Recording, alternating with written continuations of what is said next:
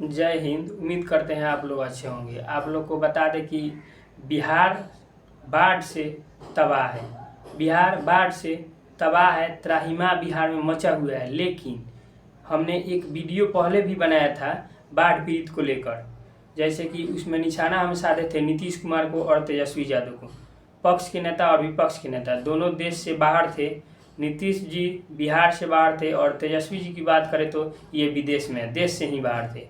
ये दोनों अपने अपने कमरे से, अपने अपने रूम में से मोबाइल में बिहार को डूबते हुए किस तरह से एक लड़का को बर्तन में रखकर उसकी माता दहवा रही है, उसको डूबते हुए ढहते हुए बिहार को किस तरह से बिल्डिंगें ढह रही है उसको देख रहे थे। लेकिन इस बीच जब नीतीश कुमार दिल्ली से आते हैं और हवाई जहाज़ से पूरा निरीक्षण करते हैं बाढ़ पीड़ित इलाकों का, आपको बता दें कि बाढ़ पीड़ित 17 को जिला ऐसा है जो कि बाढ़ से तबाही मचा हुआ है। 17 जिलों में आबादी आपको बता दें कि 14.62 लाख के करीब में बताई जा रही है। इतने लोग अभी बाढ़ से प्रभावित हैं, बाढ़ से पीड़ित हैं।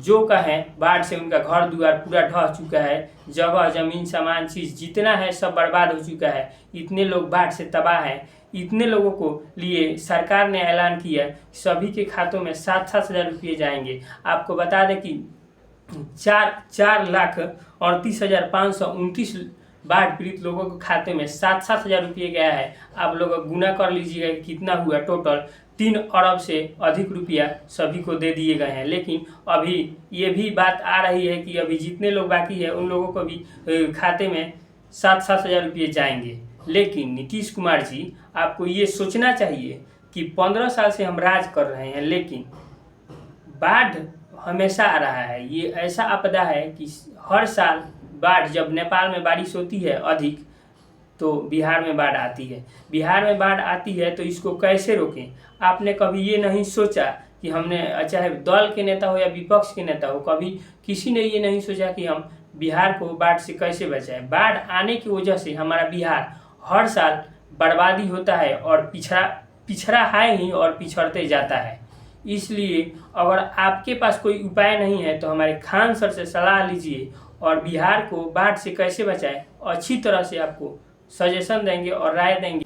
तरह से आप चलिएगा खान सर के अनुसार तो बिहार को बाढ़ से बचाया जा सकता है। इसी बीच नवरात्र चल रहा है और बिहार में बाढ़ से लोग तबाह है। लेकिन एक ऐसे बीजेपी के नेता सीतामढ़ी के, जिनका नाम है मिथिलेश कुमार, हाथ में रामायण और तलवार पूजा समिति के हर पंडालों में जाकर के बांट रहे हैं। इनके बांटने के पीछे क्या रीजन है, इनके जो तथ्य हैं, क्या इनका तर्क है, इन्होंने बताया कि धर्म को बचाने के लिए शस्त्र और शास्त्र दोनों की ज़रूरत है। चलिए अब आपको पिछले दिनों को याद दिलाते हैं, पिछले ज़माने को याद दिलाते हैं। पहले राजशाही होता था, अब लोकतंत्र है।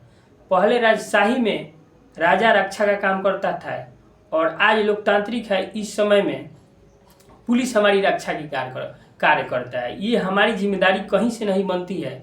धर्म और शस्त्र और शास्त्र की रक्षा करने के लिए तलवार की ज़रूरत है। ये हमारा कहीं से अधिकार नहीं बनता है। इसके लिए पुलिस को बनाया गया है। लोकतांत्रिक राज्य है, इसमें हम लोग जी रहे हैं। बिहार के ऐसे ऐसे भी नेता हैं जिनका इस तरह की मानसिकता है और इनको बता दें कि ये बीजेपी के हैं और ये जो रामायण और तलवार बांटने में जितना रुपया खर्च किए हैं, अगर ये बिहार के बाढ़ पीड़ित इलाकों के एक ही इलाके में, अगर 17 जिला है जिसमें से एक ही जिला में अगर जाके इन्होंने अगर चिवड़ा मीठा ही बांटने का काम किया होता तो माता रानी शायद खुश होती और इनको अगली बार विधायक बनने की चांस बन सकती थी। लेकिन इनके मन में है हमको धर्म बांटना है, हिंदू मुस्लिम करना है और धर्म में सभी को बांटना है। वही आपने बाढ़ पीड़ित को छोड़िए ना महाराज, बाढ़ पीड़ित में नहीं बांटे।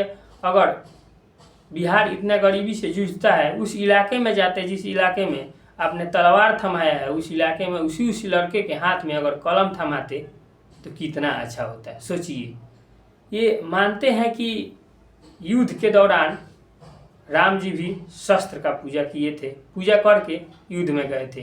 पहले के राजा जो होते थे विजयी के लिए शस्त्र का पूजा करते थे युद्ध में जाने से पहले।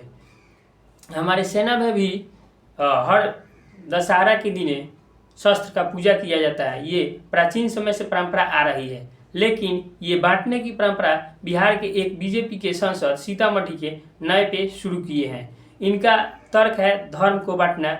फिलहाल मिलते हैं नेक्स्ट वीडियो में। आपकी क्या प्रतिक्रिया है कमेंट बॉक्स में ज़रूर बताइएगा।